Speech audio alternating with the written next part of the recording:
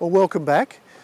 We're just in the moment talking about different methods that you can use to stop smoking and whether they actually solve all the problems of quitting. And let's talk about willpower, or cold turkey as it's commonly known.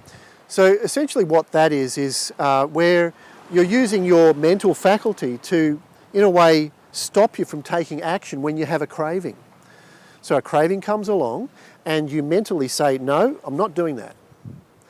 And another thought comes in your mind, doesn't it? Oh, but I really want to have that. And then the thought, no, I'm quitting. You're not having it.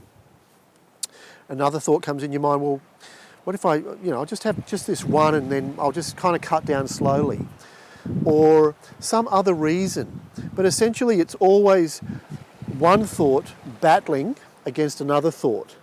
Thoughts against thoughts.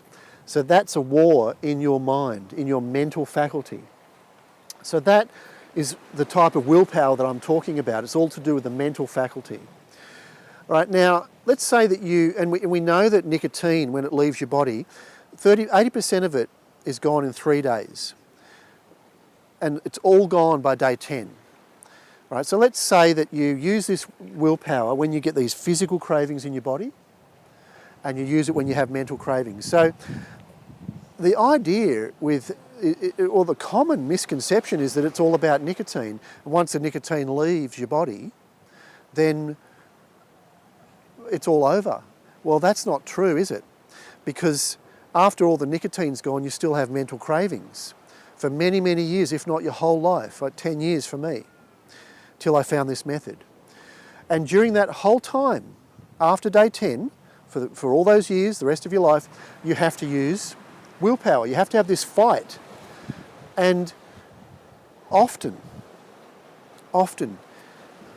it's a strong emotional event, it's a shock, something changes in your life, and the mental craving's sitting right there, and that willpower that you've been using routinely, you're just not up for it, and you just go, stuff it, I'm having it.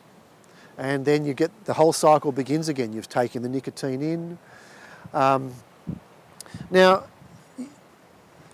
you hear about these people that they smoked for 40 years and one day they just got the packet of cigarettes, chucked it in the bin, they never had one after that. And you think, well, I've heard of a few stories like that. Certainly not the majority. And you think, well, that's what I'm going to do. I'm not going to spend any money to quit. I'm just going to do that. If they can do it, I can do it. Well, if you want to do that, great. Why haven't you?